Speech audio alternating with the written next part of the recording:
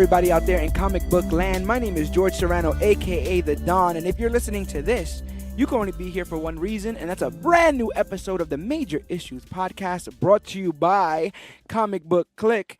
And as always, I am never alone. Sir, introduce yourself. I am Dan, the Comic Man, ladies and gentlemen. Dan, the Comic Man, is back in studio, and I also got another guest in studio. Yes, there's two guests here in the Major Issues studio. Other sir, can you please introduce yourself? Cloudus Maximus in the back of the bus. Yes, Cloudus Maximus is here, and this has never been done before. This is unprecedented. Two guests here with myself, and there's a reason for that because we decided. Well, first, Dan, tell the people how do you feel about Deadpool 2. It had heart. It was a beautiful family dynamic. There was moments. I wouldn't say a lot of the action was better than the first. Like, the first is still a classic movie, but there was just enough in the second one for me to say that it was done much more better than I would have expected. I was very scared for a sequel to this movie, and they really stuck with it. It's completely erased any doubts of Ryan Reynolds as not only a leading man but a superhero, he can play superheroes now. We know that. But there was a time in which we didn't, and two films that came out just mere years apart, which Ryan Reynolds was in, that had us questioning whether or not he could ever helm a superhero project or be a leading man. And those two films were X-Men Origins Wolverine and Green Lantern. Marvel and DC films, Marvel and DC projects brought to life, but seemingly panned by critics and moviegoers alike. Both films performing less than stellar, whether it be reviews or money. But we decided that it'd be very interesting here on Major Issues to have a little debate. We want to find out which of these films is actually worse, more damning. Without punches being thrown, as you can hear, because Cloudus Maximus is here acting as Judge, jury, and executioner, I guess, my friend. You will be. Make sure no blood is spilled. Yes, me. over this conversation. Well, it's going to be a very heated argument. Like, come on, Green Lantern, really?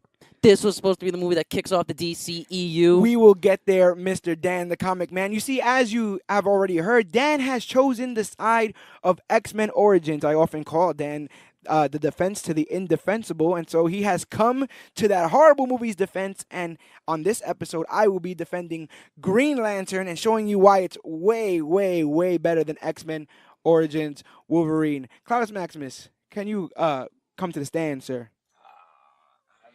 Before this episode starts, You want to know where my loyalties lie?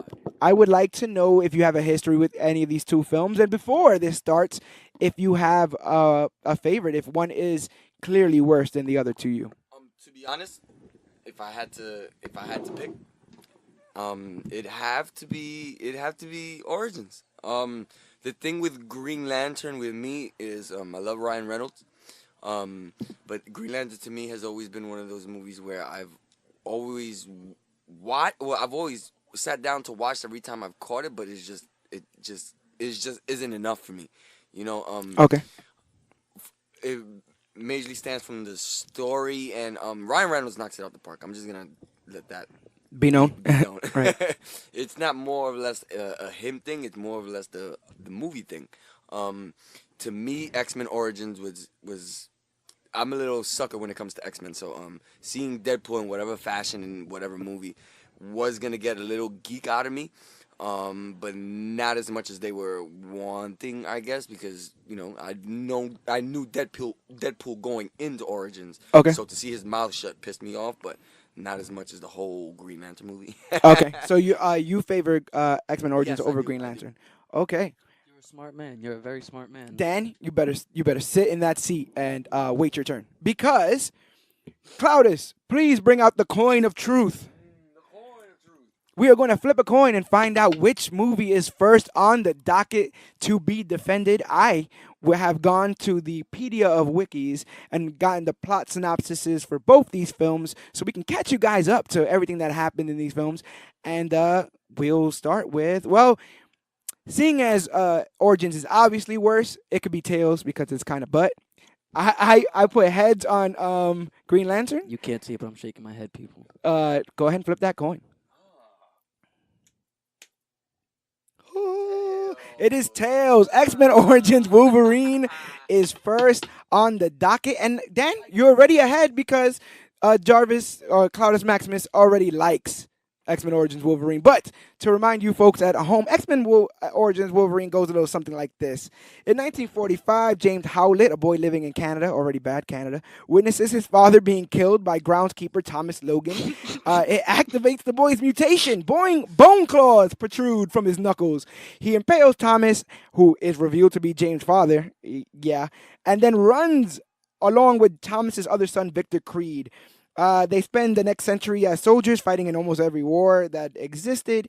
But after trying to rape a Vietnamese woman, Victor is arrested with James. And then that's when they find William Stryker, who approaches them and tells them that they can be members of his new team, Team X, with a bunch of other cool mutants. After a mission, Logan decides that he is not going to deal with this whole Team X thing, runs away to Canada, gets a girlfriend. Stryker finds him, warns him that Victor's killing people, and the rest of that movie is seemingly Wolverine fighting against William Stryker and Victor Creed, and giving us the origin film for Wolverine, one of the greatest comic book characters to ever exist. Dan, how do you feel about this movie? Well, as far as comic book stances go, I don't know much about Wolverine other than a yellow and blue suit with some adamantium claws. But we do get a lot of information from Bryan Singer and Brett Ratner's original trilogy. Right. So to see Wolverine go through every single war like he says, to see him have the way he gets his dog tags, the way he has his bone claws, I liked all that stuff because, once again, it is an origin story. You can't have an origin story without starting from the beginning. We see Spider-Man gets bit by a spider. We see Batman loses his parents. I want to see why Wolverine is the way he is, why he's traumatized, why he has no memory. And that's what this movie did good with. A lot of its continuity, not everything, but a lot of its continuity from at least the first two films stuck true. So, yeah, we have people like the Blob, and I don't even remember Will.i.am's character. John something. Something like that. Oh, yeah, John. I didn't really like much of the... Wraith. John Wraith. I didn't really like a lot of the characters, but it was just... The story wasn't boring. Green Lantern, I don't remember anything about Green Lantern. Nothing. I remember one scene, and that's when Green Lantern gives this helicopter like wings so it doesn't crash, or he puts like a race car. car. Yeah, he puts a helicopter on a. There you go. He puts a helicopter on a race car. All things you could have done. All things you could have done. It's all right because I feel better now because I feel like me and Dan have seen equal parts of Oh well. So that's really all you remember too, right? It's just that one scene where he rescues a dinner party. Now let me tell you something. Yeah, X-Men Origins had all the flash, maybe too much flash, of the X-Men movies, but has none of the heart and definitely none of the foundation. All right, this film did so badly that it tanked the prospect of sequels. It was supposed to be X-Men Origins Magneto. Never got it. You know why? Because X-Men Origins Wolverine was so bad. But we get X-Men Origins Magneto in First Class. I guess half of First Class is basically X-Men Origins Magneto, which makes it the best film. But could you imagine X-Men Origins Magneto by itself? We never get that because of here. Please defend the terrible romance plot of this film. Please, I would love for you to defend. Why can't Wolverine have love? Why can't he have love? I think he can, but obviously the filmmakers don't want him to. If you think that love angle was forced, it's because it was. She was tricked the whole time. It was. Well, she wasn't tricked. She was fine. He was tricked by her. She never truly. Maybe she started having feelings after a while, but initially, she was only supposed to keep tabs on him so nothing happens to her sister. So right. you can see why it is a forced romance because it's not really a romance. And that's where the real betrayal happens, right? Is the fact that Silver Fox, Kayla, tricks Logan. But Victor tricks Logan, and Stryker tricks Logan. Everybody tricks Logan in this film. Because this is like the super soldier story. We need Logan DNA for rejuvenation powers, for its all the animal senses. They needed to make a pool, a dead pool. Oh, don't get me started on the mutant powers. Opening a lock with a claw. You can't do that. You can't do that. He does the credit card trick with a claw on a mechanized lock. But it is Ridiculous. it's the most strongest indestructible metal on the planet. So obviously, with that claw, he can break through anything. See, it should be the strongest, most durable metal on the planet. But they can't even name Wakanda. They can't even name vibranium because they don't own any of them. So they went to go get this precious metal that no one names until They basically did go to Wakanda. then they bootleg it to get adamantium. Right? Americans got to do it the American way. We bootleg. Yeah, it was just a meteorite that fell. But you know what? We bootleg it. That's how Wakanda happened. It was just an adamantium meteorite that fell. It was, but we can't name them. So we got to do this like side dance thing where we got to pretend like, hey, well, we're in a That's not place. the movie's fault. That's the studio interference. But That's they never studio had to. fault. But they never even had to go to Africa. Why did they have to go to Africa at all? Why couldn't Stryker already have this stuff? He's trying to build a mutant killer by using mutants to kill mutants. Yes. And how can a man who with his business or I guess military acumen not only do a plan that has as many holes as this one has, but eventually does create a killing machine in Logan and then loses him.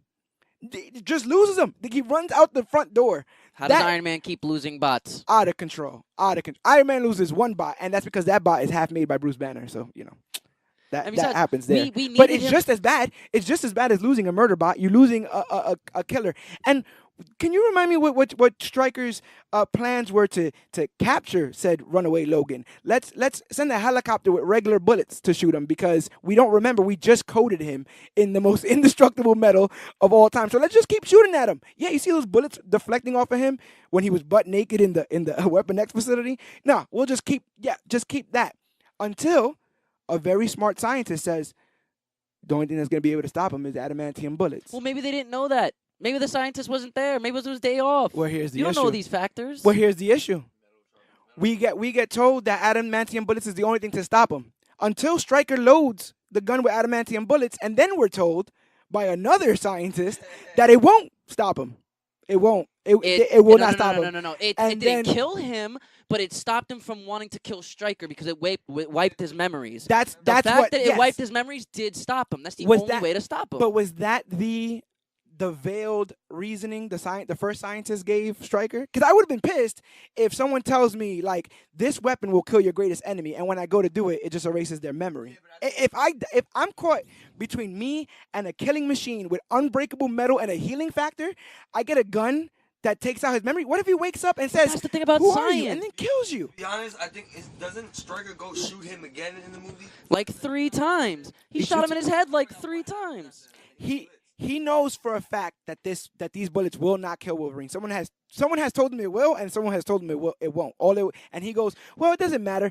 He doesn't have to die. His mind won't heal. Yeah, but science is ever changing. Science is always continuous hypothesis. Maybe that one scientist didn't know exactly the full experiment of what's going to go down, and that other scientist knew. That's the whole thing about science and chemistry, bouncing ideas off of one another. I agree. But then why if this is so untested, this stuff, why go through with it?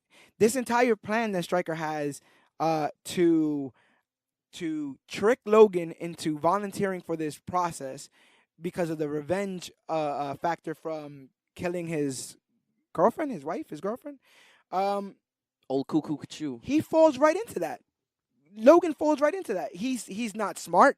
He's not heroic. He's not even useful in this film. Yes, but look at it. In this film, when does it show at all Logan has street smarts or brain smarts? He's a soldier that went through. If you don't have any of those, you should have instinct. And he don't even have instinct. He don't even have animal. Like there's danger. I mean, he was a lumberjack in Canada. Oh, don't get me started. He lost all of his primordial instincts. Like he has nothing. And that's my issue. That's my main issue is that we are told more than shown that Wolverine is an animal, right? He's an animal. I'm not an animal. You're an animal, Logan. You're an animal, Exactly. Logan. He says himself, I'm not an animal. He just wants to be humanized. He wants to be left alone. Exactly. They bring the animal out of him, so you can't expect for him not to get upset when you bring the animal out of him. But when would you say that animal came out of him in this film? I would say the animal came out the second they wanted to erase his memories, and he sees the last thing he saw in his head was a picture of Kayla, and then he went berserker. He did. Wasn't the best berserker. That would go to X-Men Apocalypse, even as crappy as that movie was. It wasn't the best berserker, but it was still one of our biggest berserker moments. I would throw it as a big berserker moment. He took out the entire facility. And I like that because after that, he didn't care what happens to him. He didn't care what happens to anybody. He was willing to kill people.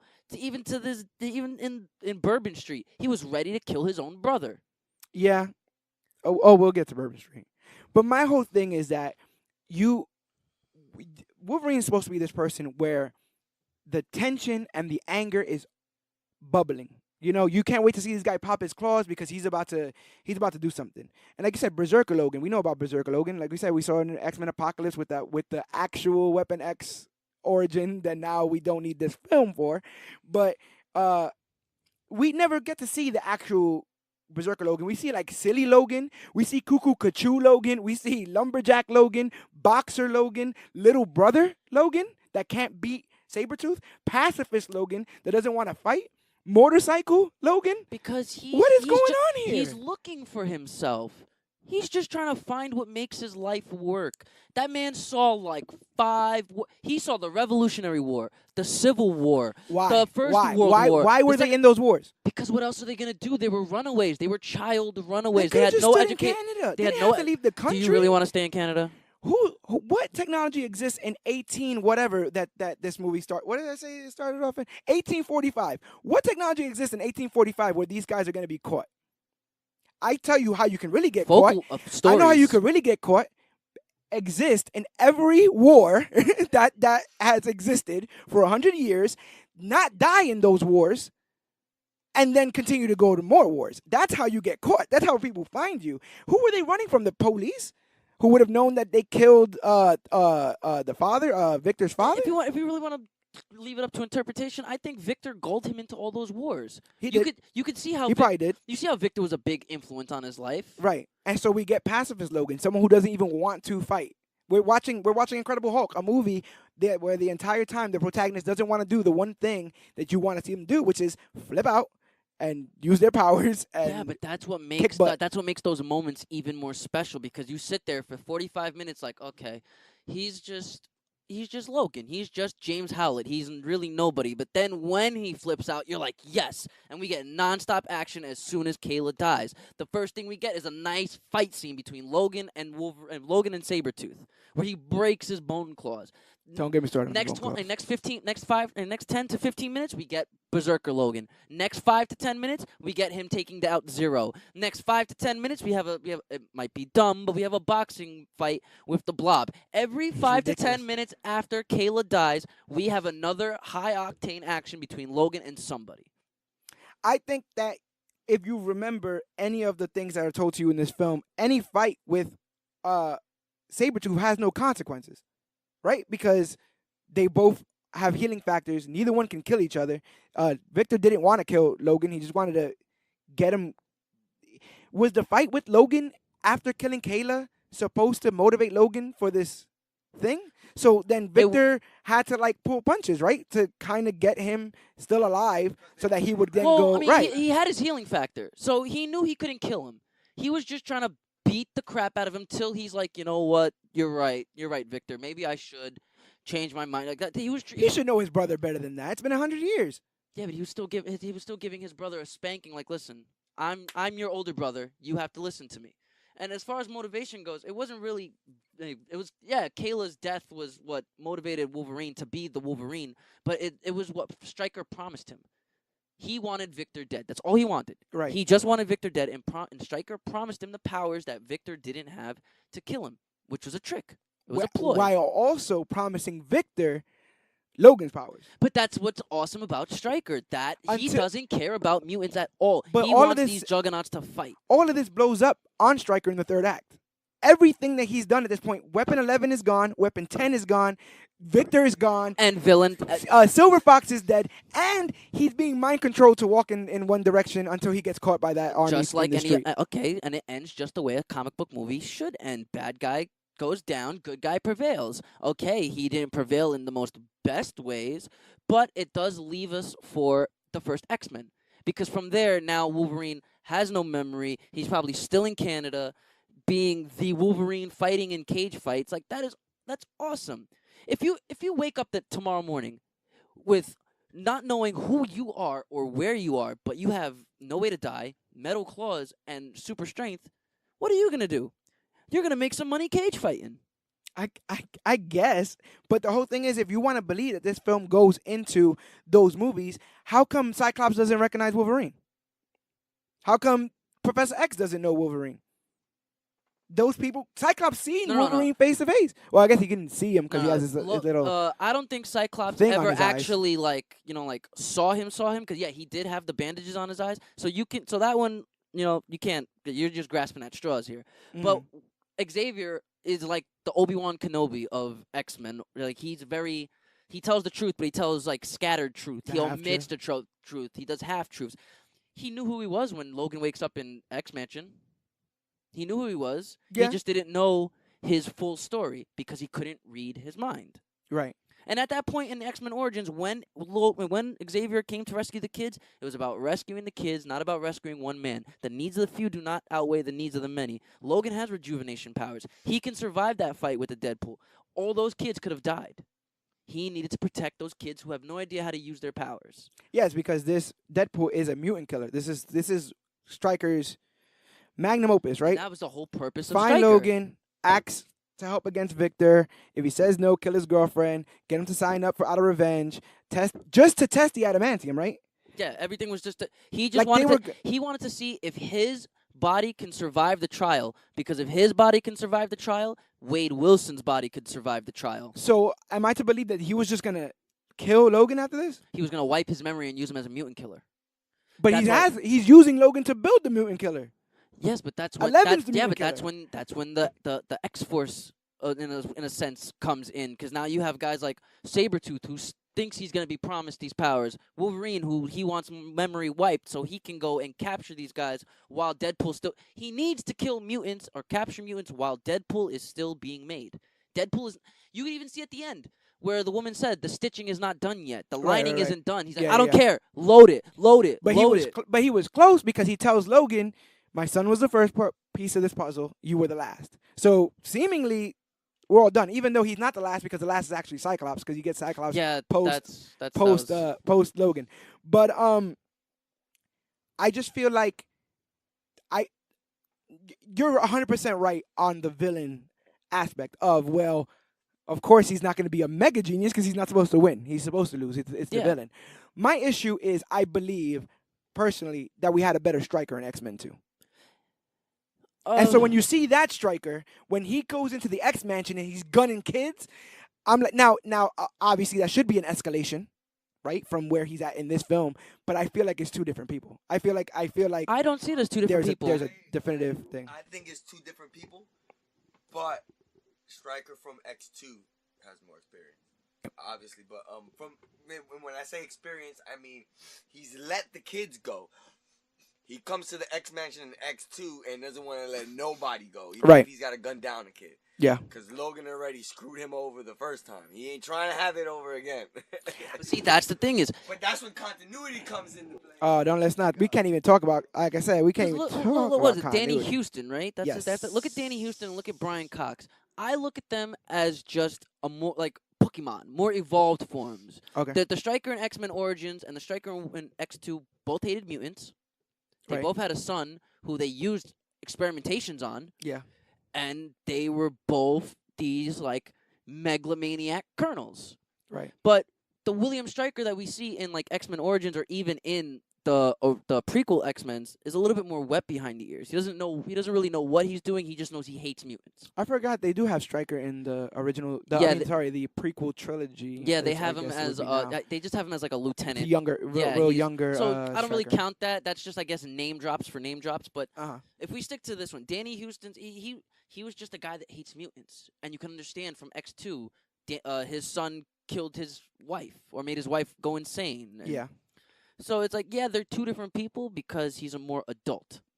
shit, listen, if you make me walk 1,000 miles till my feet bleed, I think I'm gonna be a little bit more angry. Now, the only way that she was able to do such a thing is because Silver Fox has the power of persuasion. This power does not work on Are you sure Logan she's just or not a woman? or Logan or Sabretooth. Well, she does say originally when act she says yes, it's just the woman power of persuasion.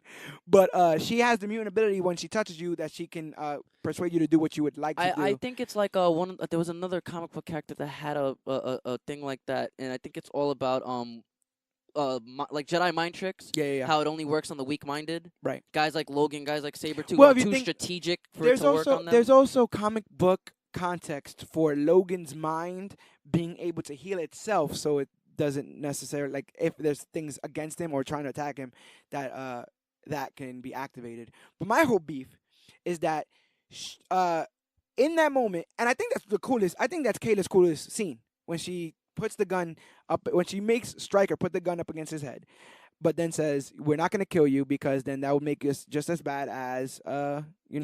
as you. So walk in one direction until your feet bleed and keep walking." Think that's the coolest. But it reminds me that power does work on Stryker.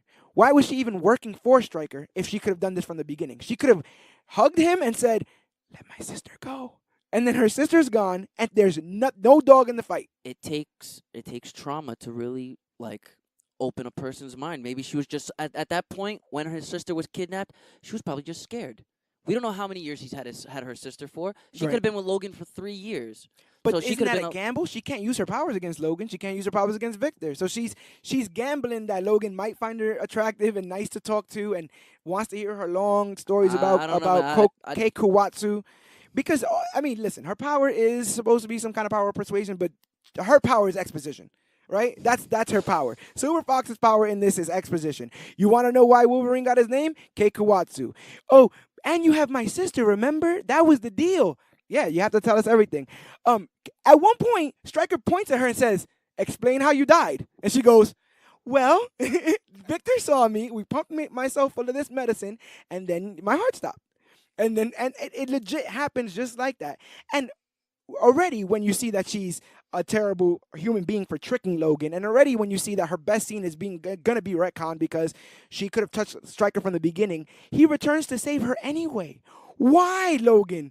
You've already been gullible, dumb, tricked, and bamboozled for now an hour and 45 minutes. Because it's the right thing to Until then he loses his memory, and then Gambit's like, "Do you know her?" He's like, "Nah." He's like, "I don't know who this is." When just a normal person, if that was a stranger, you pick him up anyway, right? Even if you don't know him.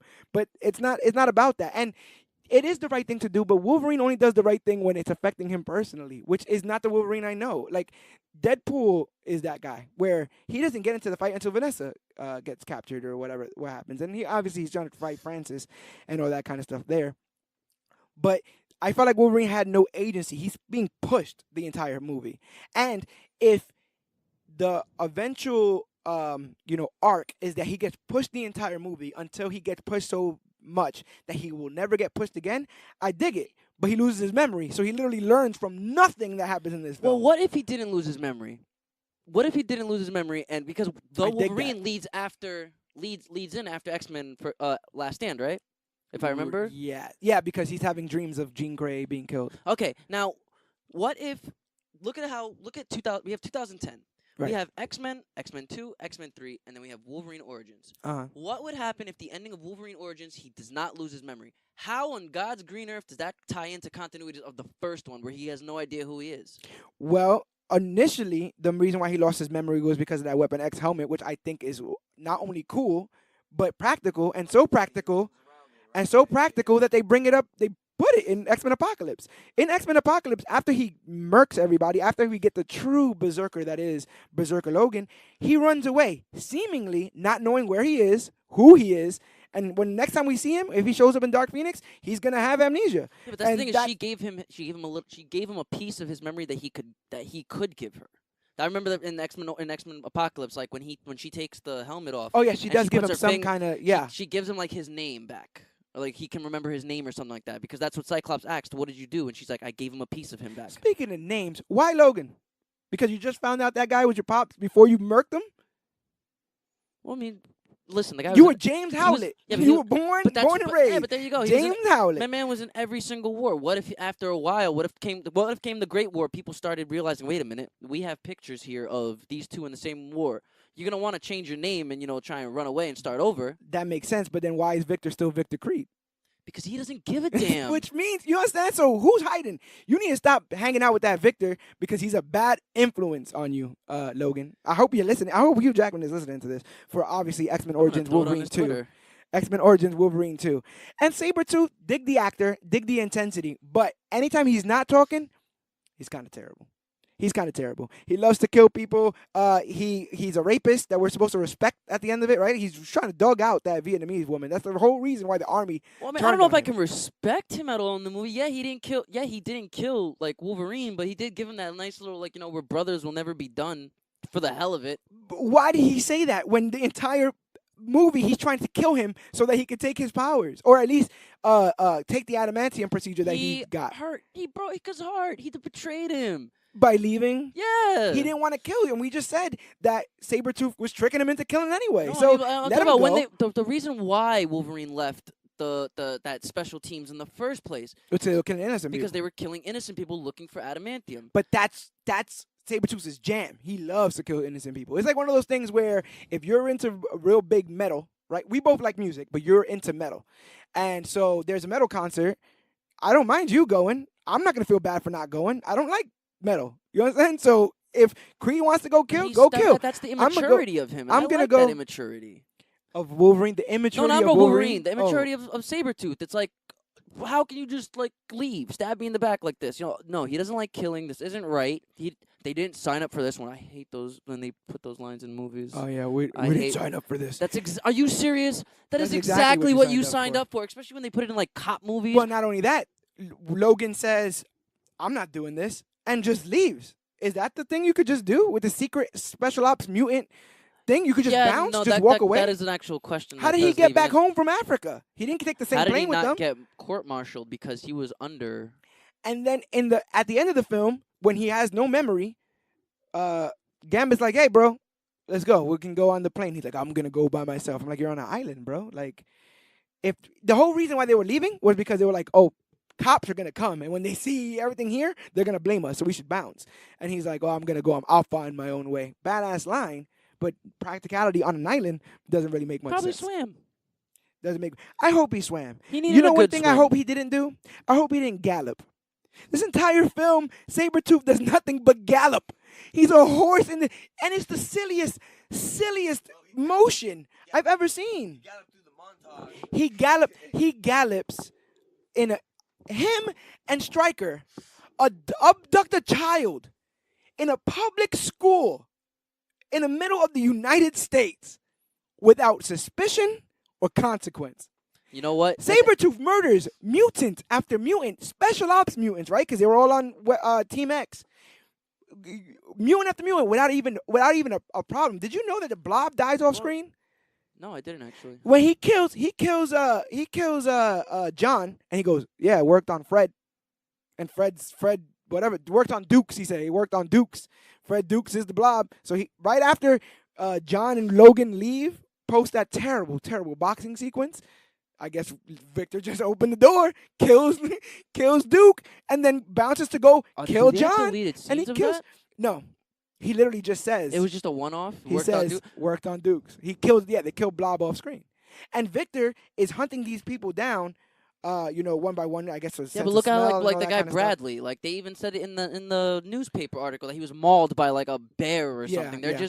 They're because he has claws that look like an animal. So they're gonna chalk up all these deaths to they're at the wrong place, wrong time. Here comes a bear. Here comes a cougar. I hope he dumped that body like in the woods, because if they found him in his trailer clawed up with a door that has a knob, that I hope that they put two and two together, that this wasn't a badger. Yeah, or it was some a kind of it was a thing. crazy bag lady. It was a crazy bag lady. They're retractable nails, bro. They're retractable nails, bro. That's what felines do. That's what they. Why do. can't you just have them? Just have the nails. Don't have them retractable. Just have claws. Have actual claws, and you can pick up things with your hands.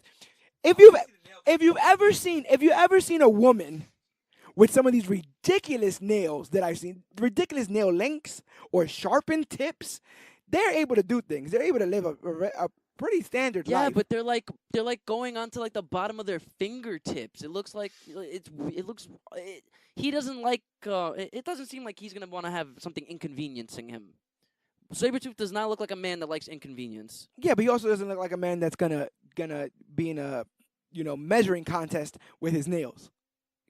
Like I just besides the galloping, like I said, I think Liev Schreiber is tense. He's very tense. He's intense. He's Well, did very. Sabretooth ever run like that in any other interpretation of comics or cartoons? My main source for Sabretooth is the one-piece suit that he wears in animated series with the fur on the top, and I never saw him gallop. I always saw him on his regular feet. He might have a long history of galloping, but they should have did a better job, I guess, with just the effect, because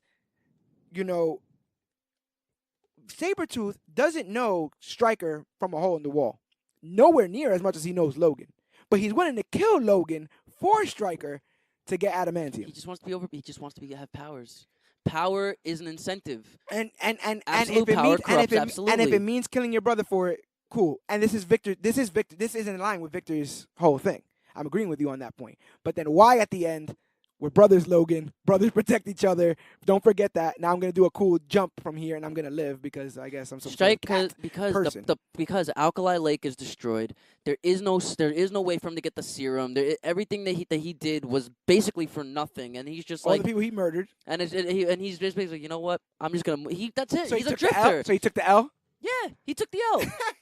He took the L because the L for the battle wasn't as nearly as bad as the L of the war would have been. If he took the L of that war, he would have died. He probably would have been killed, and that's not something he wants. As much as he loves killing others, as much as he loves being powerful, he probably doesn't want to die. Wolverine doesn't try to subdue this man, even though he's murdered countless people. Did I say Wolverine or Logan? You said Wolverine. Okay, good. Because Wolverines don't howl. They've never howled. Yeah. So this story of Kei Kawasu and the Wolverine that howls at the moon or who is tricked by the trickster makes no sense. And if push came to shove and you had to take this extra crazy, this man signs up for a procedure that he knows nothing about. While he's on the operating table, he says, they explain to him, oh, so these are the things that are going to happen to you. He was so blind in rage because of this woman that he knew for 6 years. That's what revenge does to you. I'm going to say 5. He was gone for 6 years. So let's say he spent 6 months in Canada, then met her and knew her for 5.5 years. He was more driven by a 5.5-year love than he was at a 100-year brotherhood where they fought side by side in wars. Have you ever been in love, Don? Have you ever been in love? I've never planned to murder my family because of love. But do you know how it feels to be with somebody every day for 5 years? Who's lying to you? And Who's lying to you blatantly at every he turn? doesn't know. Manipulating you. If anything, she's more of the villain of this story than anybody else. And so he decides to not only he's just taking on names that people give him. He's going to take Logan. He's going to take Wolverine. In memory. Put them both on dog tags because that's cool. In memory. Or something. Those same dog tags is the reason why Gambit attacks him. Because Gambit's all like, oh, guy with the dog tags captured me. So the dog tags screw him up anyway. And the dog tags show that he would have literally had a collar around his neck because of Stryker. Stryker's like, oh, what do you want your new collar to say? What do you want your new leash to say, Logan? That was visually, that's basically what it is. He put the dog tags around him as a way of, you are my pet now. Your collar. Why did he allow that? Why did Logan allow that? He actually because says, he's not looking at it like as if it's a leash that's being put on him. He's just a soldier. I think that's the beef. I feel like he's not looking at it at all. I feel like he's not seeing past, and maybe that's again blind rage. Yeah, it's a blind rage. It's a young Logan who has no idea. He's 100 years old. Okay, but he is literally okay, fine, but literally 100 years old. Socially young. He is socially young. Maybe. This is a new age of new people, of new emotions, of things that he's never. He lived before cars were invented.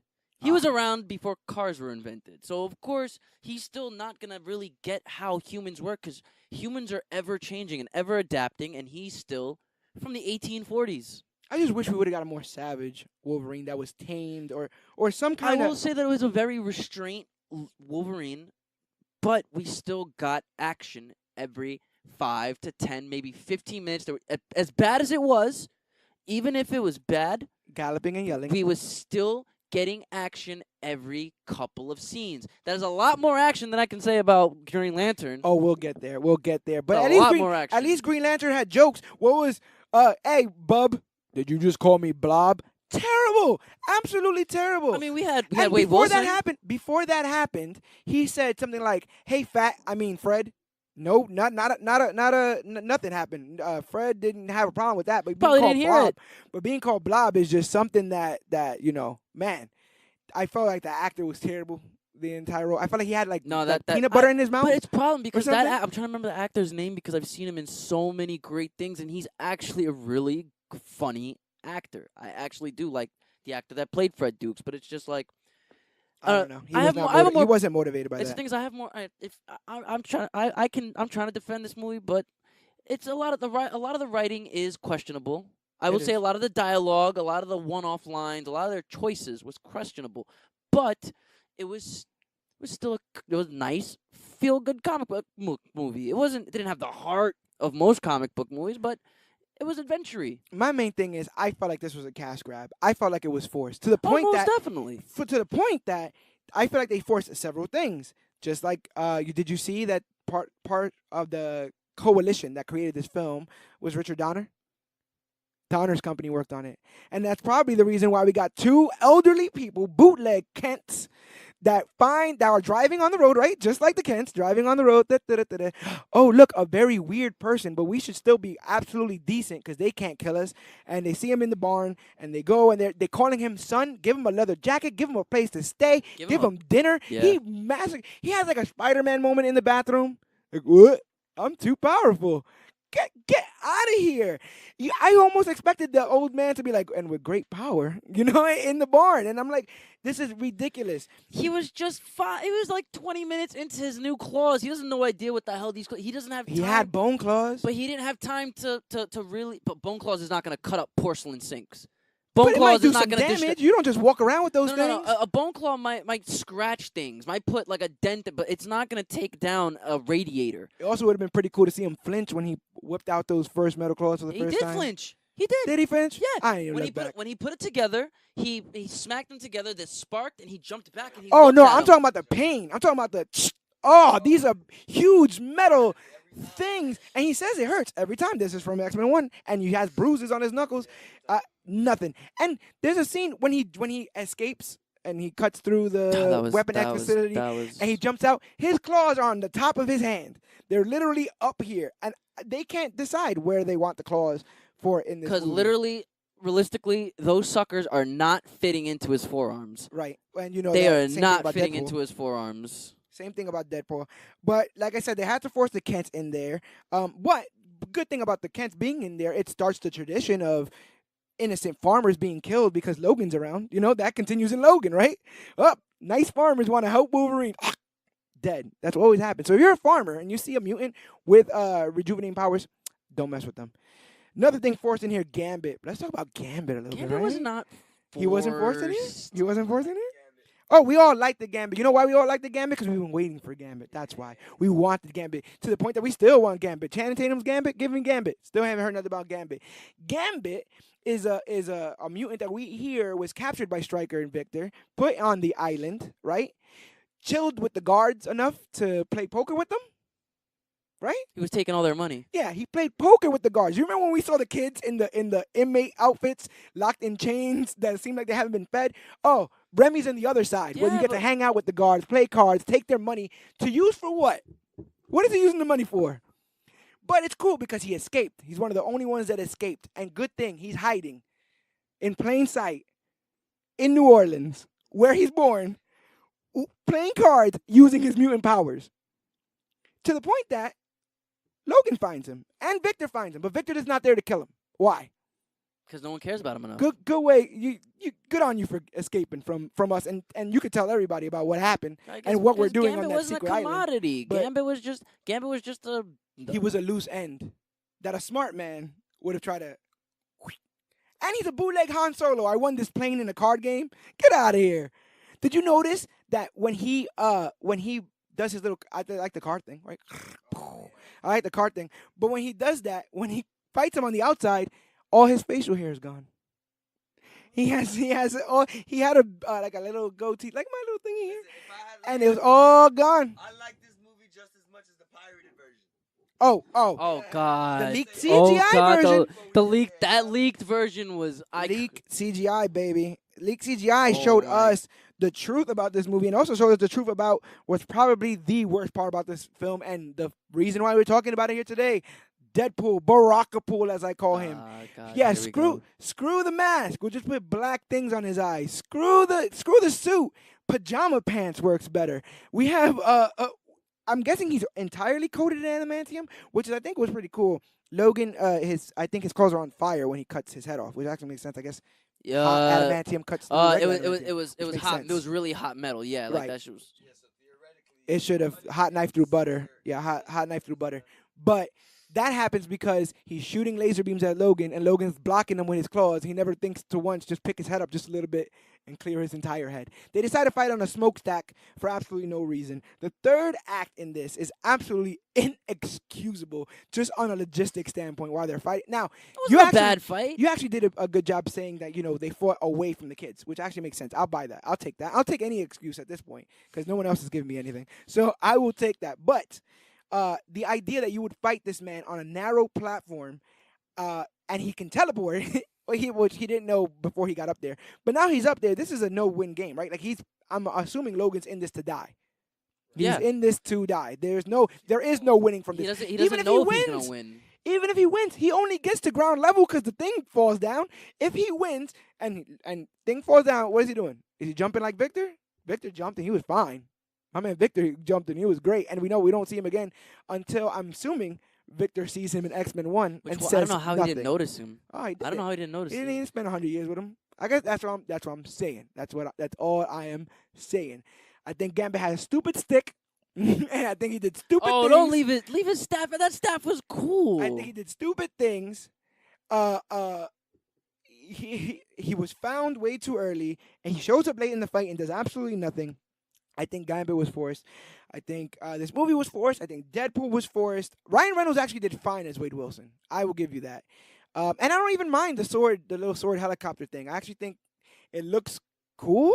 Like it's one of those It's weird. Katana-rama. You ever played Marvel vs. Capcom 3? Yeah. That's basically the Katana-rama It's one of those finisher. rule of cool things where it looks cool, so you get a pass. You get a pass on me for it. But that entire raid, like the idea of these mutants with powers, Bradley, I'm assuming, can control electricity. But frequency, like frequency waves. he's used to lower. He's used to lower a plane and rise an elevator in this film. That's it. That's the only thing that this man with this crazy power of electricity but if you can. see, Stryker doesn't care about what their powers are. He just cares how he can manipulate those powers. So if you see that compound, when they were raiding the compound, everybody had something to do. They did. Specifically Except for catered to their Sabretooth. power. Except for Sabretooth. Who runs up a wall and then And stays does- on top of the building and does then nothing. just laughs when everybody dies. I'm assuming by grabbing him that John and Wade probably could have just done this whole thing by themselves, Maybe. right? John can teleport. No need to go through the front gate. And he can teleport. Is it stated that he can like put his hand on somebody and bring him with him if he teleports? Oh, I don't know. Or maybe John could do it by himself. Teleport, grab the guy, or grab the rock and teleport back. It was not that the fact that they needed to rock. They need to know what village the rock was found in. This is a guerrilla warfare compound. They're not just gonna tell you, okay, yeah, we found it in XXB. You torture his ass. What does John do? Does John have a gun? Does he know how to fight? John is terrible in this film. John had a gun. He teleported behind him to make sure he didn't use his gun, but you could see like the AK wrapped around him. Yeah. Can I do my John impression? Go ahead. We hunt our own kind, Logan. That's the only thing he says in that film. We hunt our own kind. All right there, buddy. And he goes, you know what? You're going to go find that Gambit? I'm coming with you. And then dies. Dies seconds within his first confrontation. I didn't ask for no redemption. Yeah, you need to sit down there, John. I ain't Wade, Logan. I ain't Wade, Victor. And them scary tricks ain't going to work on me. Boxing Logan. Why would you stay in the same three positions? I don't Why would know. and you can even see the first time he teleports when he punches him and teleports behind him, you can see Sabretooth is just trying to catch him. The whole time he teleports, he's literally trying to teleport into where he grabs him. Right. To where he finally fucking sorry kids. That's not a word that you should be saying. Right.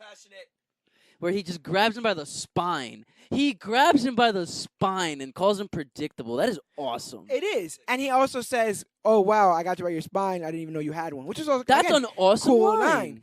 And it's also amazing that we can see that Sabretooth can catch a person mid-teleport and kill them. Well, It would have been incredibly useful to do that same thing against Deadpool on top of the smokestack. but that's the thing. It's not the fact that he caught him mid-teleport. He knew exactly the 3-step motion that John would teleport. Right. The fight with Wade on top of that smokestack, There's only 2 places to teleport, in front of Logan, in front of Victor. But every time he's teleporting, he's like jumping. He's jumping in midair, teleporting, and going back to the same spot. Jumping in midair, They need to teleporting figure to that another. out. He should have been predictable. They he should have was- figured that out. But that's the whole point. Is he was unpredictable, and that's why it sticks a little bit true to to Deadpool's fighting style. Is he was unpredictable. I just feel like after seeing this movie, I am like Wolverine, waking up from a PTSD nightmare of some. What is it? Was it the wars? All of them. All of them. Get them. You see? It's All of so. them. It's so bad. But I'm done beating the dead You're horse done. that is X-Men Origins Wolverine. You've done your tours. You've done your fair share. I have done my So tours.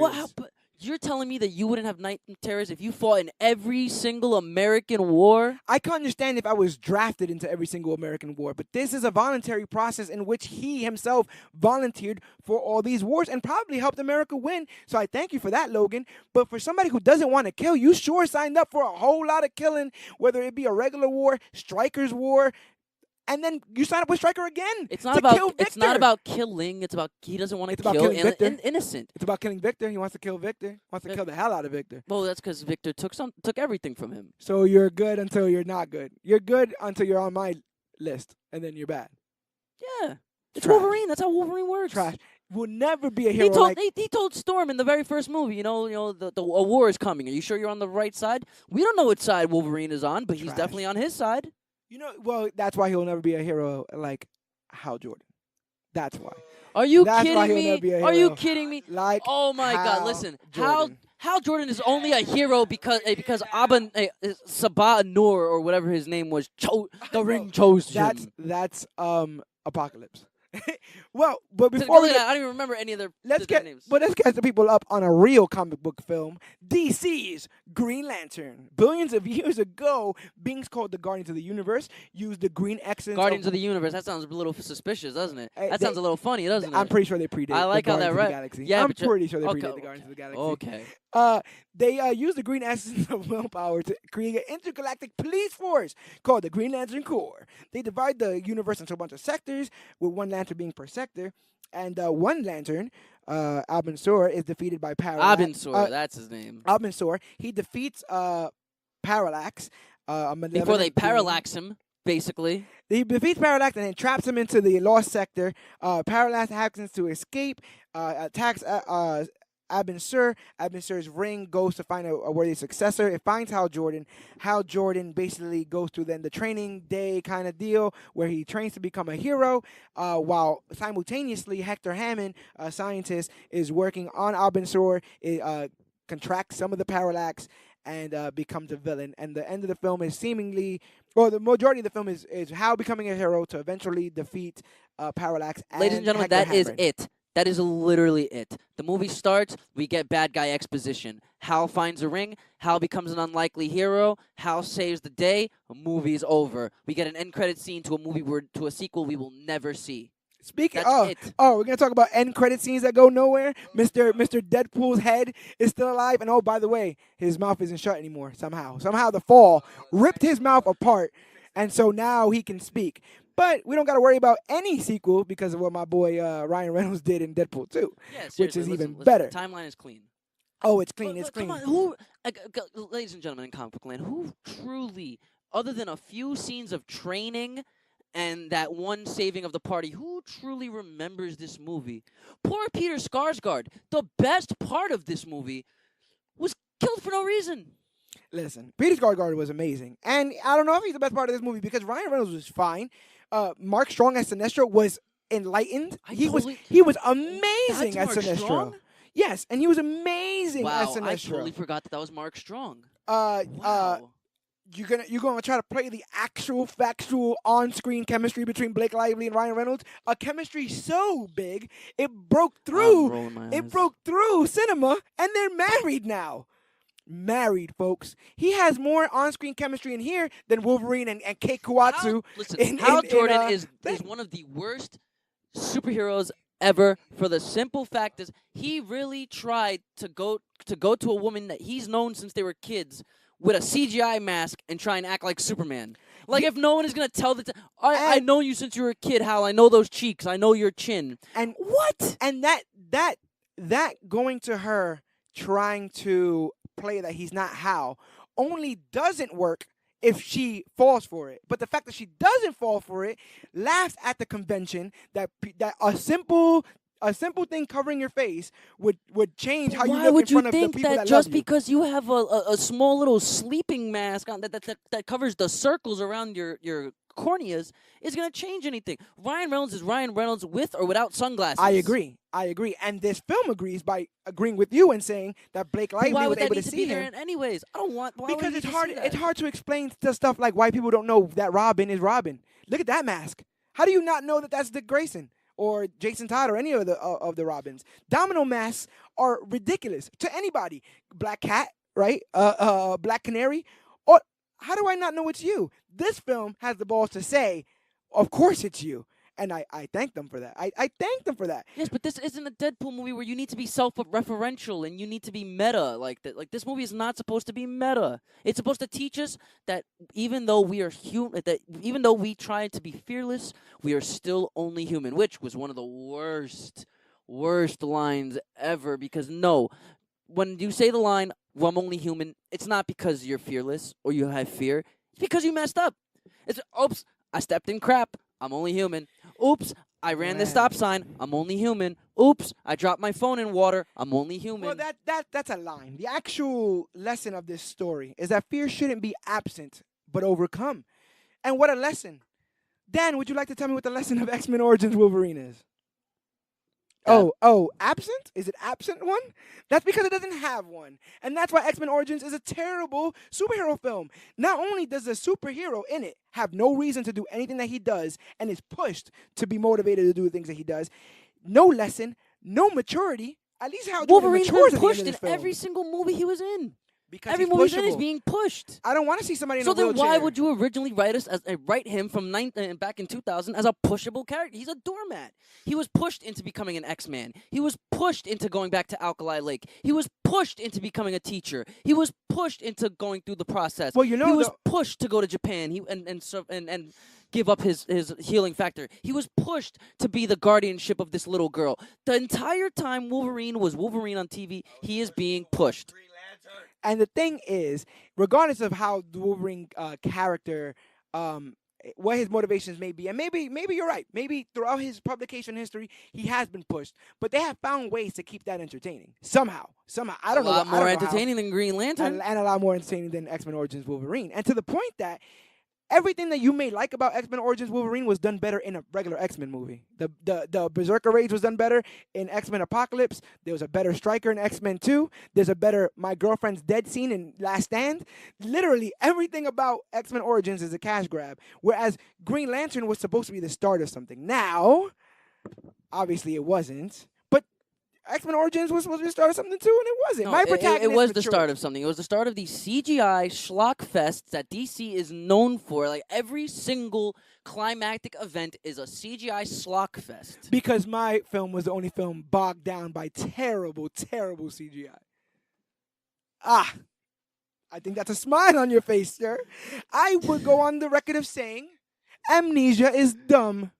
And so I think that the fact that you're a character at the end of his film gets amnesia is one of the most cop-out things since it was all a dream, to quote Biggie Smalls. I think the topic of fear as a weapon As more of is a cop-out important. as punching Parallax into the sun. That's a DC He thing. punched him so into Superman the does, sun. bro. We But he's like not sun. Superman. But he's the space Superman.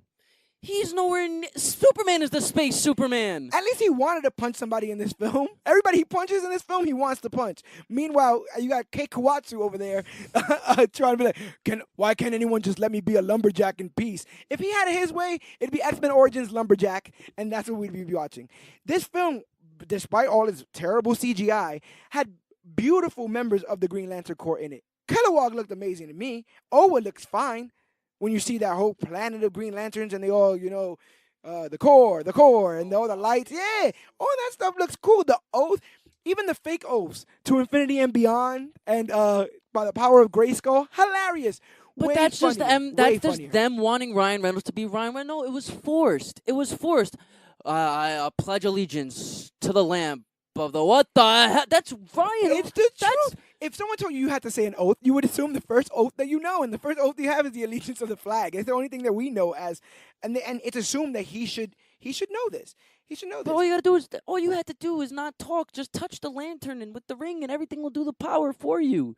And then everything was. You want to talk about Gambit being forced? This whole movie was forced. So when we see Hal Jordan, listen. My favorite DC superhero is Hal Jordan. Not any other Green Lantern, but Hal Jordan. This was not Hal Jordan. This was some cocky pretty boy he's leaving a blonde he doesn't even know in his apartment while he goes to work. Oh, the coffee's done and there's Pop-Tarts in the fridge or whatever crap like that. See yourself out. It's not Hal Jordan. Maybe him going against a company's policy and trying to do something with the fighter Being a pilots. cocky And pilot is kind of his. that in was his his bag. thing. Yes, That's in his wheelhouse. but being this playboy, I didn't want a playboy in my Hal Jordan movie. I wanted a guy who even though he shows he's fearless, still has a little fear in him. The movie starts off with that playboy. By the end of that film, he has a love. He has a one love interest, which happens to be the same love interest that he Who has didn't love in real him life. 45 minutes beforehand? No, I would argue that Blake Lively, who plays Carol Ferris, Carol Carol Carol Ferris. Carol uh, Ferris. she liked him from the get. They went on kind of a date. When they get at the bar, she's like, "Remember, we haven't been here since the last time we were here." And he's like, "Yo, that's the first time we flew." And then she goes, "Yeah." And after that, you would just fly with anyone who was on a plane, who had a plane, which was all euphemism for sex. So Hal basically dumped this girl, this poor girl. No. It's not that he dumped her. It's like she liked him, but he was once again a playboy, and she can't be with playboys. So come on. But we eventually get somebody who knows about responsibility, who knows about patience, and knows about building a foundation of a relationship, because he does that. He goes to her and does that. He does go to her a little bit with the pretense of, you don't know it's me. But once it is him, he cops up to it. He could have just disappeared, flew away, or some kind of madness. But he's like, yeah, you know what? It is me. And he sat there and had the conversation with him. That is the second worst secret identity I've seen since Mark Webb's Spider-Man movies, where he has his mask off every 5 minutes. Well, yeah, there's that too. But no one else knew it was Hal Jordan. Hal Jordan stood there in the middle of Ferris, whatever the heck, a party for Ferris, don't like yada that. yada. That's just what I don't And- like. Like what you said with the raccoon eyes masks for superheroes. I just personally don't like the fact that you think that just because there's a little mask over the circles of your eyes, you're not going to be able to tell who they're. Hey, can you tell who I am? Green Hornet was lit. I Can you tell who I am? Green Hornet had a hat. Okay, Yeah, Green Hornet did have That is that. a very underrated comic book movie. But yeah, Very underrated. like I said, my protagonist matures, and when you do find him, yes, if he's unlikable because he's cocky, if he's unlikable because he's a womanizer, if he's unlikable because he runs away from his responsibilities, but he that's matured fine. They forced gets how where he much gotta he go. matures. The pacing was just. I like fast pacing, but this was just. It was like the movie was 45 minutes. The movie felt no more than 45 minutes. Short had 3 acts, but he learns how to be a Lantern Corps from 5 minutes of training and getting his butt kicked. Which is, I mean, that's every movie. That's not Force Awakens, Last Jedi. You know, these 5-minute training montages, and we're supposed to believe that, or even Empire. Yeah. Same So- thing. And he does the same thing that happens in Empire. I'm out. I'm done with this. I'm just gonna go. I'm just gonna leave, and they let him go. It's the same exact things there. But that's the thing. That's the thing right there. He walked away from being a Lantern So then he's not worthy. Then the ring should have came off automatically. Bam, He loses walked- his powers. He walked away from being a lantern because I guess he wasn't up for the But then the responsibility. ring should have jumped off his hand right then and there because But the the- ring chose him. Why the ring chose him originally is never explained. Never explained. Yes, the ring chose him initially because it believed that Hal Jordan had the immense power to How overcome fear. omnipotent can a piece of jewelry be? I don't write the rules. The rings choose people. They legit choose But people. And they that's the choose. thing is, there was more exposition in X-Men Origins than there ever was in Green Lantern. At least, Oh, no. See- I hate exposition, but we know nothing. The Green Lantern mythos is explained twice. It's explained in the beginning of the film when they explain why Parallax is even trapped, and how Jordan literally asks every question that you've just asked to that bird Green Lantern. He says, "You have the suit the ring makes your suit and your mask is there to No, hide of your course, identity." no. And What the it ring shows does, you- sure, we know what the ring does. How does the ring have a conscious, omnipotent It's the power? most powerful weapon in the universe. That's its myth. Oh, Oh, so he basically has so he has an Infinity Stone beyond his fingers. yeah. I mean, into the movie, you should already know that. well, that's unfair to say that going into the movie you should already know that, because a lot of people are going into this for the first time. It'd be like the same thing of saying like you should already know that Wade Wilson becomes Deadpool in Origins. Or you It's should like- already know that because then when you Thanos get that gets one- the Infinity Stones and snaps his fingers. Spoiler alert! I'm joking.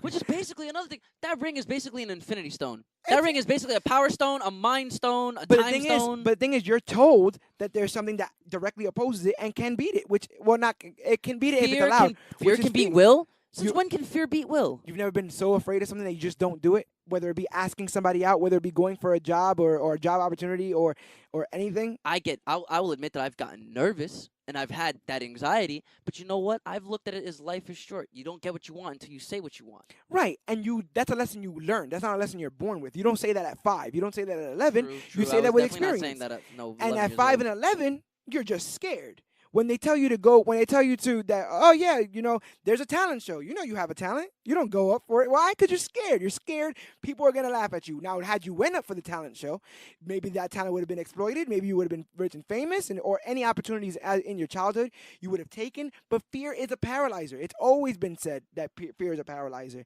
And they actually sit and they talk about using fear as a weapon. And while that's villainized for the Sinestro Corps or Sinestro in itself, it's the whole thing of Batman. But Batman's whole motif is I'm going to scare Fear is those effective who and no- scare fear is an other effective people. motivator, yeah. And so, while at least they have the conversation, they put it on the table of like, well, maybe we should stop using will. Maybe we should start using fear. And Sinestro is so desperate to stop this Parallax, and he constantly is saying like, it's killing my brothers. We get to see. So you're basically calling him Bruce Wayne from Batman vs Superman. I'm If calling. there's even a 1% chance that Parallax can destroy the Lanterns, he's going to use fear as an absolute certainty. Yes.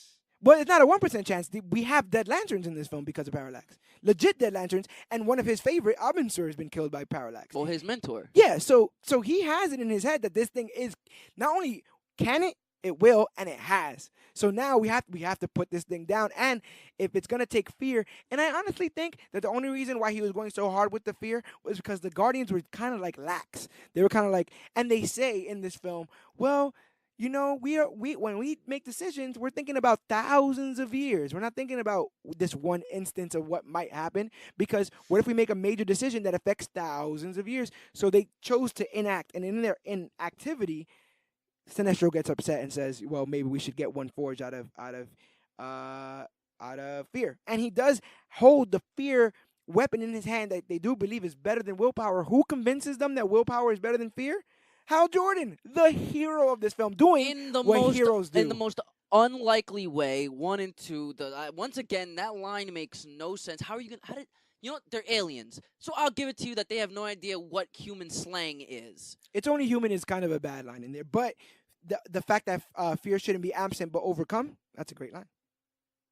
The oath itself is a great line, and a defiant moment. Nothing that led up to that moment showed why we're there.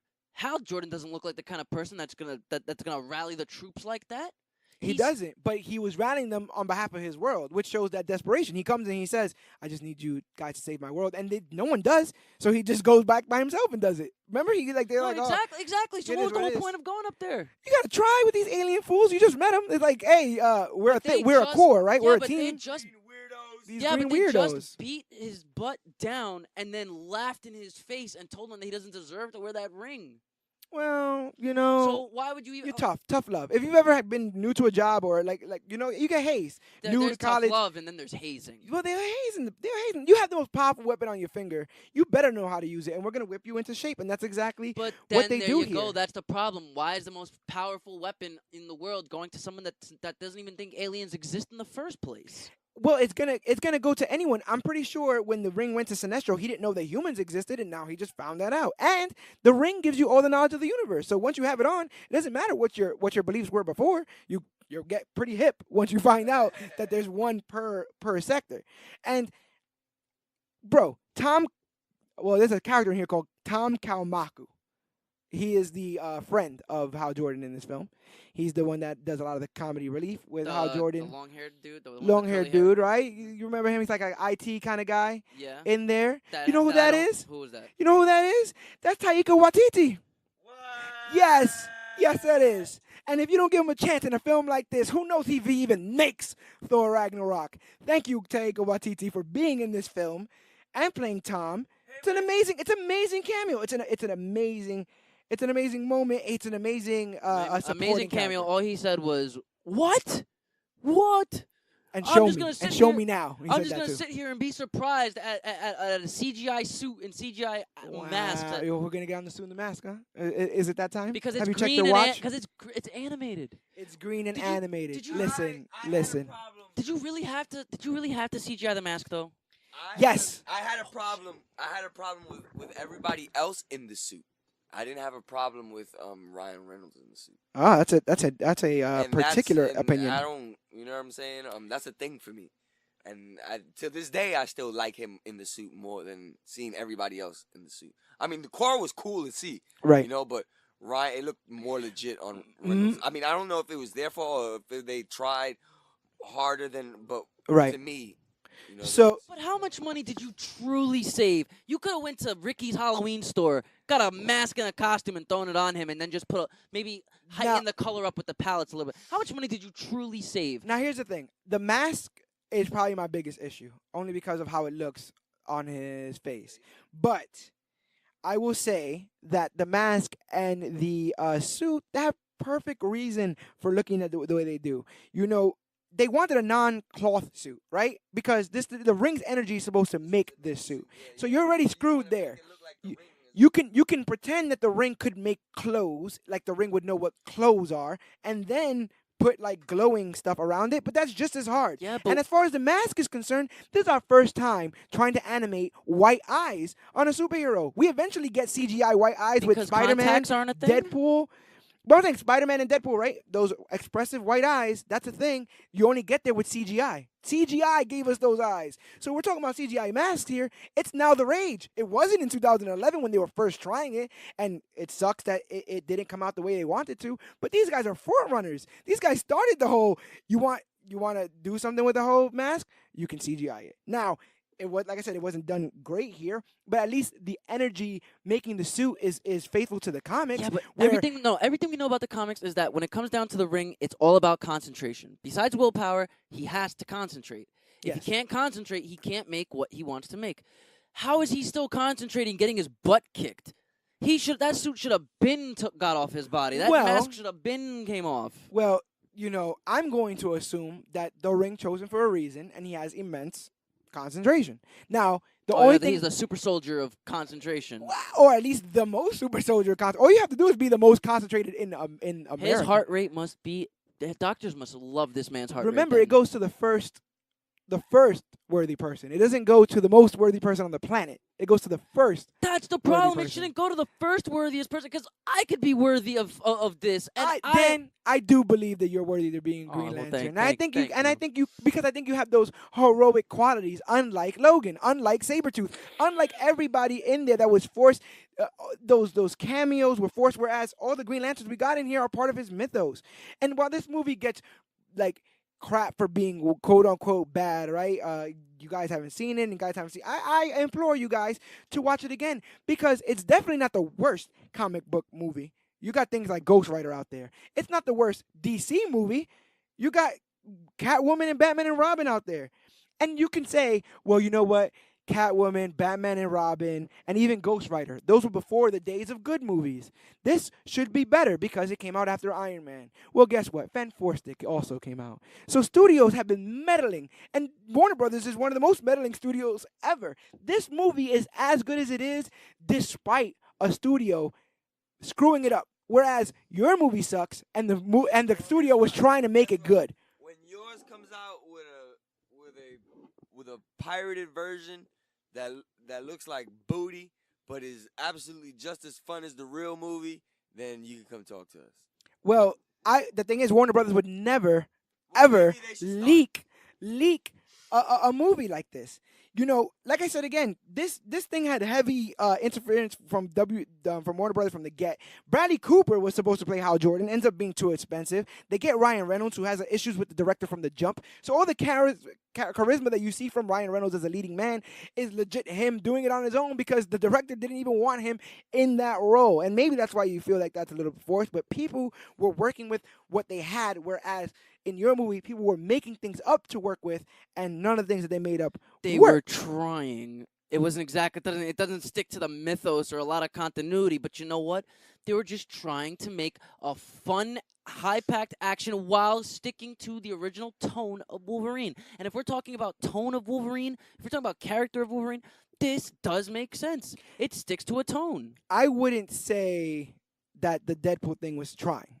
I wouldn't say that them making Deadpool was them trying to make a fun, like people have to stop. They probably confusing, couldn't afford Ryan Reynolds for that much. People got to stop confusing fun with brainless. All right, I know ignorance is bliss, but this movie, X-Men Origins, has no brain. It has no conscience. It has no goal to get to. The only goal to get to is to set up So then I don't have back to to X-Men. So then I don't have to worry about reading into it. I could just literally sit down, not pay attention to the talking part, look up from my phone, and see people punching each other, go back to my phone. That's what it's fun. Green Lantern, I have to sit there and be disappointed every time because every time I watch it, I can see what it was supposed to be. I can see a really good movie there.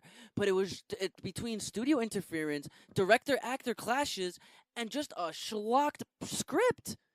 It's like, listen, I go into a restaurant and I see this nice porterhouse steak on the menu and I want this nice porterhouse steak and then you drop it on my plate and it's not even what I ordered, I'm going to be upset. I knew what I was getting into for Wolverine because the trailer showed me what I was getting into. Green Lantern, on the other hand, really subverted my expectations. Green Lantern had the arduous task of introducing Green Lantern for the first time in live action ever. But you have a much beloved Ryan Reynolds that can help do it. But they didn't want Ryan Reynolds, so that goes to nothing, right? If they didn't want the guy that's in it, then that's you what I'm can't saying. do That's anything why I with say it. I can see the potential, but it's just no execution. And so you get no points in doing a Wolverine movie half well when you've done Wolverine well in 3 X-Men movies. You're literally just doing the same old thing. No, You're Wolverine copying was and always a pasting. supporting cast member in those other 3 X-Men movies. This is the first time where the light is on him. Yes, a lot of key scenes. You follow Wolverine in Last Stand.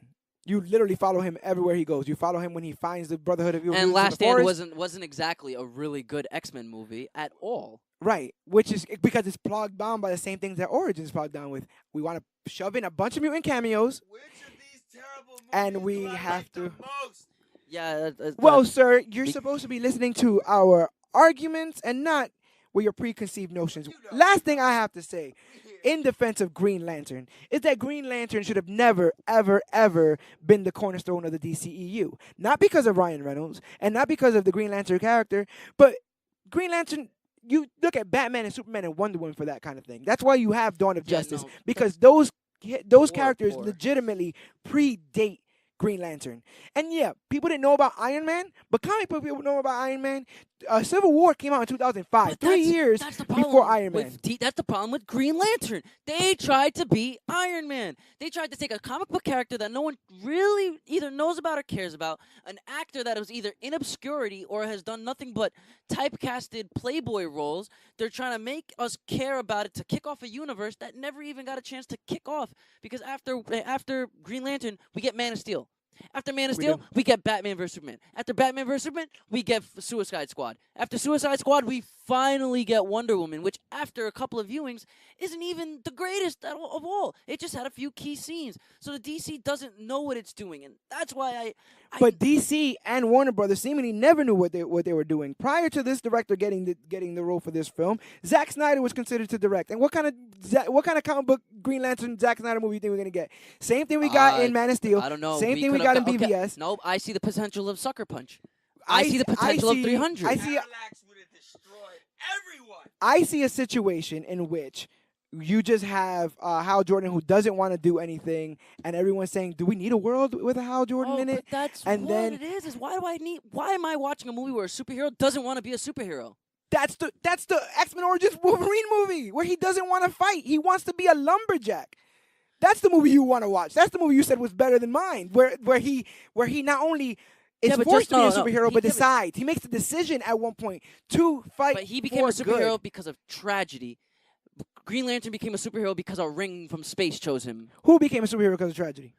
Wolverine became the Wolverine that we know now with the adamantium claws and the berserker and the rage. That Wolverine only became that Wolverine because they took everything from him. Hal Jordan's father was killed in the when beginning he was of this film. when he was 8 years old. 8 years old. Which is a fear of his throughout the entire film. A fear that he would not admit to being a fear, which actually gave that fear power, which it does. Because if you don't admit to being scared, then if it that's gives the case, that fear power. Then you helped me see why The Ring chose him more than my 100 viewings of this movie. And that's what I'm here for. In my hundreds of viewings of this movie, I never understood why The Ring chose him. But you just helped me see, okay, I guess because Hal Jordan was always afraid, but he never said he was afraid. He overcame his fear every time. That makes more sense from you than the entire movie. But it's because you have to just have the meal that it is. It's one of those things that you ever put very delicious ingredients together and it just doesn't look good. It doesn't look appetizing. Oh, of course. But it's great. It's great. Just turn the light off. Have your I'm your not nachos eating with in the fruity dark. pebbles. Have your nachos with fruity pebbles on top, and just dig it because my fruit roll up drumsticks. Yeah, like Skittle, $80 million Skittle sandwich. cook-off. Don't forget the Skittle sandwich where you put Skittles in between Starburst and Skittle sandwich. No, you gotta do like the Breakfast Club. You gotta get 2 whole wheat breads and then just put pixie sticks and Captain Crunch. Oh my God! You ever seen Breakfast Club? None of you try this at home, please. None of you try. No, we don't recommend any of these ridiculous things. But yeah, it was unfair to put this on. I will give you that. It you really have was this unfair movie. to put it on If Green Lantern came out after Man of Steel, no one would have a problem with it. It's the idea that this was supposed to be Are you first. Sure? Are you Yeah. sure? Because look at Because Suicide Squad was just as feel goody and fun and campy. But Suicide Squad had nobody anybody was interested in except for Harley Quinn. We got interested in. But what's Joker's role in that movie? But that was the subversion. That's another reason why that movie was crap. Exactly. Because it makes it look like the Suicide Squad is going after the Joker this entire movie. Exactly. And so I'm tired of studios using established characters in shitty ways to sell movies, which is exactly the entire reason why your movie was made.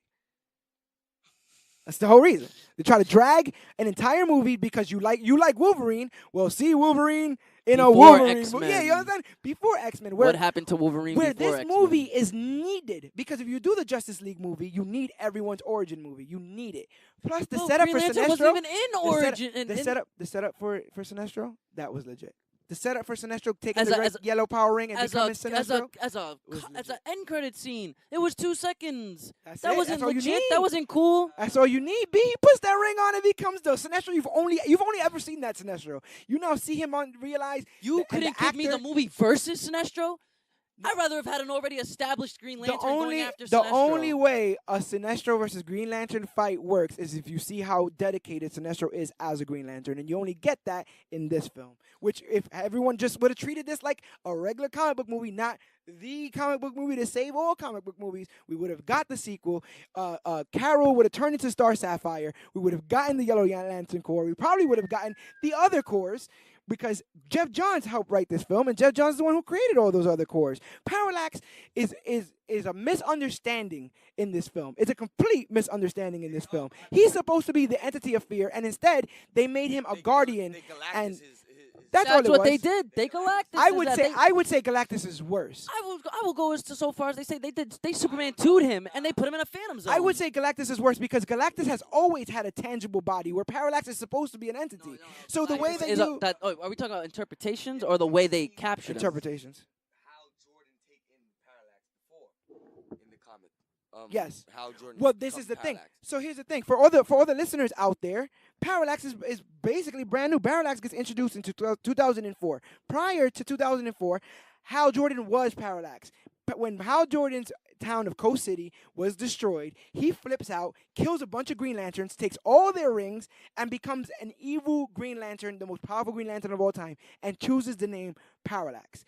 To retcon that, they decided to say that he was possessed by Parallax, who is an entity of fear. And that entity... Oh, so you're going to come after me with Barakapool, but they basically took one of the best interpretations of Green Lantern, of Hal Jordan, and turned it into a cloud dust in the sky? But the thing is, he was, and if you look, I think the main problem with Parallax is his scope. Because if you look inside the being that is Parallax, he has the soul of every person he's ever killed floating alongside him. He's just a Literally he's just trapped a yellow in face trapped in the in sky. this. And that's the beef. My beef with Parallax is that they made it about the Guardian instead of the entity. They made Parallax the Guardian with the entity, but his head looked funny because he looks like a Guardian. All the Guardians' heads look funny. If you just look at it as the fear entity, as just literal the embodiment of fear flying around, it's not that bad. And eventually, Sinestro would have been overtaken by Parallax. Really, we would have got a legit Yellow Lantern Corps, and we got set up for great movies. What's the setup post X-Men Origins Wolverine? We get the setup. The setup is X-Men the Wolverine. The Wolverine. Well, I'm saying the next phase of movies to come out. The next phase of movies is first we see the origin of how Wolverine became Wolverine, then we're seeing the aftermath of what happened after X-Men Last Stand happens. So we either get closing chapters or opening chapters. But like I continuations. There was no continuation in Green Lantern. But like I said, there is a continuation in Wolverine. First of all, it was supposed to continue into X-Men Origins Magneto, like I said, but because this one tanked so bad, Magneto doesn't get his own film, which means we make a hodgepodge Magneto film in X-Men First Class, which I like. You know what? I'd rather have taken that. If something good did, if you have to agree, if something good did come out of X-Men Origins, is the fact that we got First Class. And something come out of Green Lanterns, we got Deadpool. We have come on, bro.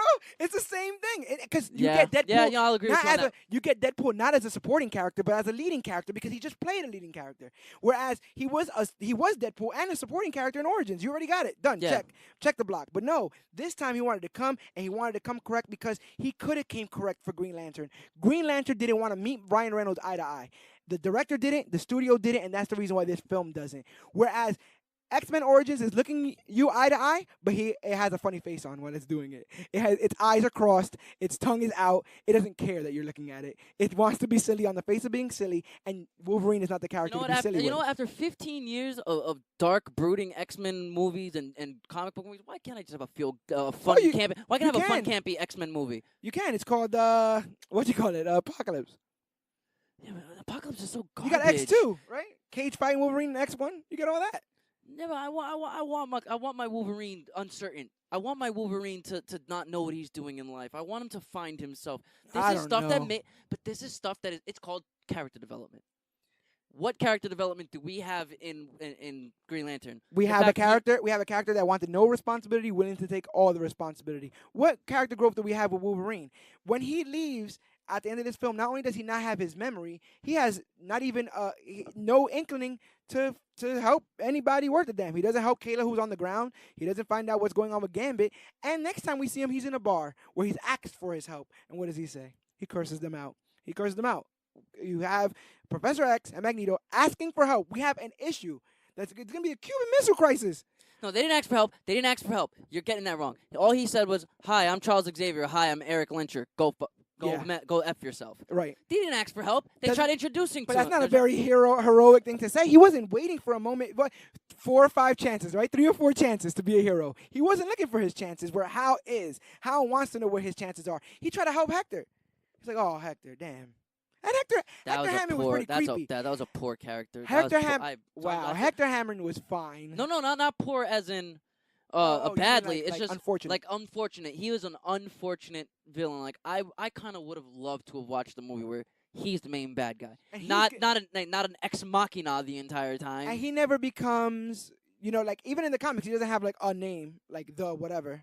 So he's it's just fine. Dr. Hector Hammond. It's fine that he's Hector Hammond, and I dug the little jealousy thing that he had with Green Lantern when he's like, "I'll never look like you." Okay, but the stupidest People who thing in look that like entire you, movie is him screeching every single time. He's screeching. It might be dumb, but I predict that that's what a person that lives that life would do if they were scared or in pain. If I honestly saw it, if I look at Sheldon from Big Bang Theory, and I assume that he's gonna get his fingers chopped off, I assume he screams the same exact way. I assume that everyone intelligent So you're shrieks. saying that the parallax shrieks. is basically killing him from the inside that while it stays in him? I think the mutations that he was undergoing, especially his head going the way it was, What the hell those was are all that very about? painful, very painful stuff. Trauma. What was that about? What was the whole purpose of turning him into the Elephant Man? He was basically Rocky Dennis near the end of the movie. That's his comic book appearance. You have to get him there, right? It's more of it's a more faithful comic book appearance than Deadpool was. All right, he gets a point for that one. It was. I'll give you that one. If you can give me one, I'll give you one. At the very least of it, all I have to say is that Iron Man was an OG Avenger when they made his film. He was in the original 4. He was the one of the focal points of Civil War, which had just came out 3 years prior. Green Lantern, I think that they were just hype off of Blackest Night. Blackest Night was amazing, and they assumed that he can do his own thing. But if you're going to start a Justice League with Green Lantern, you're assuming that Green Lantern is going to convince the other guys to be on the team, and that doesn't work. That was just poor planning from the jump. That's just what it was. But as far as everyone in this film, I put any actor in this film against almost any actor that isn't Hugh Jackman in your film, and I say that they did a better job. Peter Skarsgård did better than Liv Schreiber. Blake Lively did. Okay, I'll give Blake Lively doing Silver Fox. Blake Lively did better than Silver Fox. Way better. Hector Hammond was more understandable. He was more. You got what the character was trying to go for. Yeah, I didn't know what. He was more of a relatable. He was like our surrogate to what the hell is going on. But his acting wasn't enough for me. Even if I liked the interpretation of the character, Liv Schreiber was Sabretooth. He embodied Sabretooth. And they never called him Sabretooth. And you know what? That's a tragedy that they never called him Sabretooth. Should have got him dog tags. He should have met a girl at the bar who should have been like, "Do you know why grass is green?" Well, there was a spirit, and then they go into a whole thing like that. Or maybe Silver Fox should have went and told him. Sabretooth. There was a Sabretooth howling at the moon. Cuckoo, cuckoo. But I'm ready to take the gloves off. Yeah, I'm ready to take the gloves off. My gloves are Cloudus off. Maximus, Dan, your gloves are off.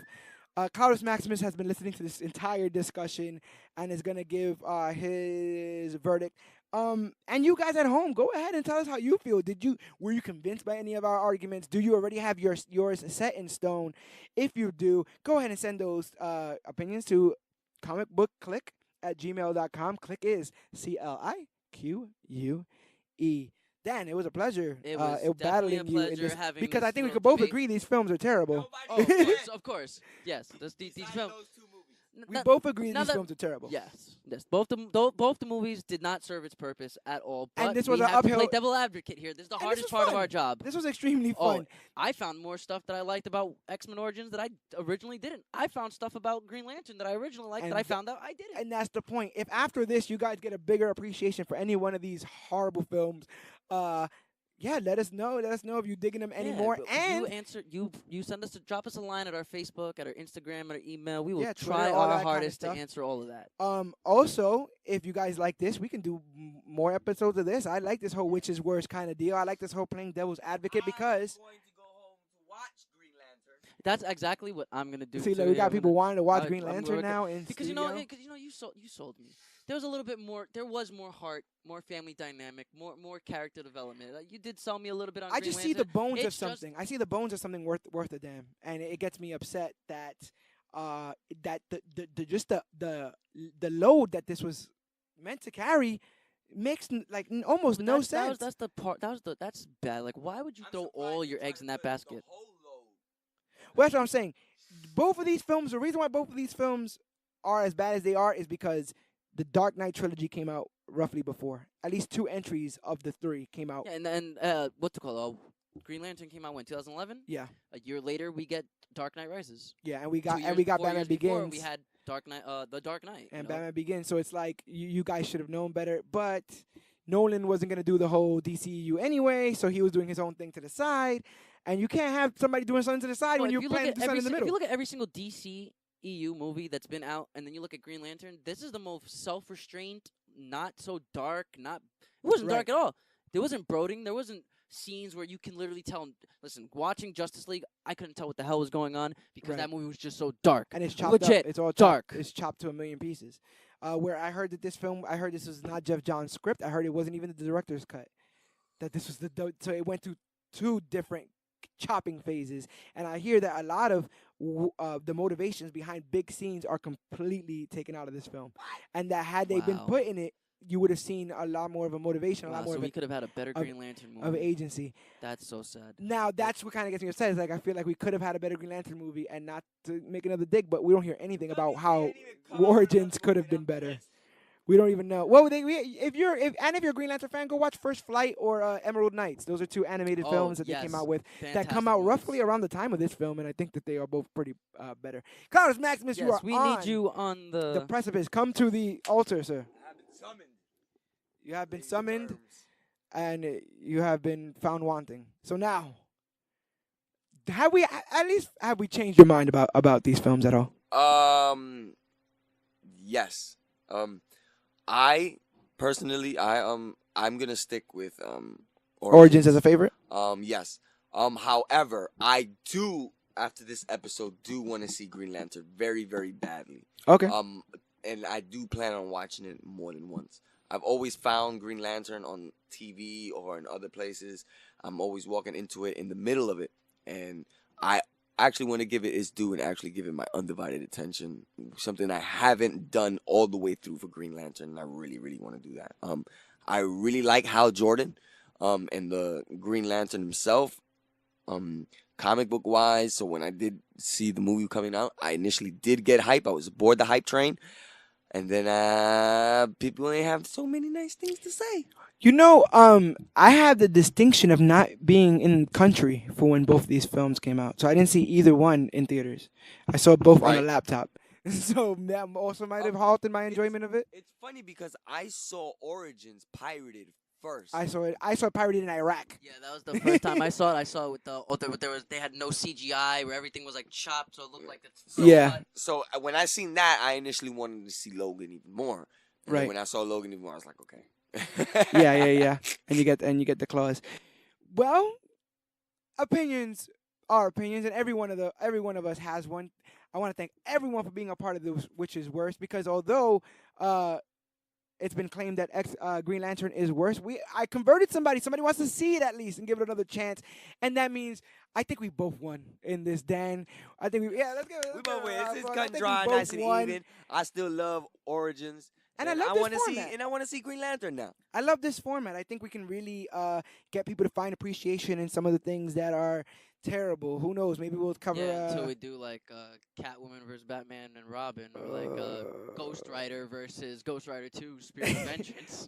Yeah, there's a lot of bad ones out Then there. you're gonna start losing fans. People are just gonna start dropping. We're gonna like, eventually have to "Whoa, tackle I got-" Galactus, so there's that too. We are definitely gonna eventually have to tackle Galactus, and that is so disrespectful because I did not want to see a shadow on a moon and then a cloud in the sky. It was terrible. It was Terrible, terrible. But you know what's not terrible. terrible? All the things going on behalf of Comic Book Clique. That's the company that sponsors Major Issues, the podcast you're listening to right now. And if you want to find out what's going down on Comic Book Clique, all you have to do is go to facebook.com/comicbookclick, Instagram at Comic Book Clique, or use the hashtag Comic Book Clique to talk about the latest and greatest things to come to comic books and comic book media. And you can also follow Major Issues. Major Issues is on Twitter at Major Issues CBC. And you can listen to more of our episodes. We now have over 24 hours of coverage. And it's all thanks to you guys. You can find our episodes wherever podcasts are found: Podbean, Stitcher, Podcast Addict. Go ahead and reach out to us. You can comment on any given episode. And you can like, share, and subscribe. And if you're able to give us any kind of rating on iTunes, which we're also available at, we can grow as podcasters because it's the quickest way to get the opinions of you guys, the listeners. The numbers are growing, the subscribers are growing, and I couldn't be even prouder because I knew that once people latched onto this, that it would become the greatest thing to come to podcasts because I've been to the future. I don't know if you knew this, Dan. Been to the Did you future. see 14,600,000 outcomes? I saw 14,600,000 outcomes, and audiences eventually get tired of the robot arm. So I have been to the future. That is a thing that happens. It happens later on. And the thing is, though, I can't tell people how we become the biggest and greatest because it will mess up the timeline. So just believe me, rate, share, subscribe, be part of this, the bubblings of greatness, and remember where you were when you heard the beginnings of the Major Issues podcast. For when we get to where we gotta go, we know you guys have been there along for the entire ride. And hey, if we're guys that can find the good in Origins and Green Lantern, then I know that we can find the good in everything in this world, leading to more exciting podcasts. Whew. My name is George Serrano, a.k.a. The Don. This has been our inaugural episode of Which Is Worse. Woo! I am Dan the Comic Man.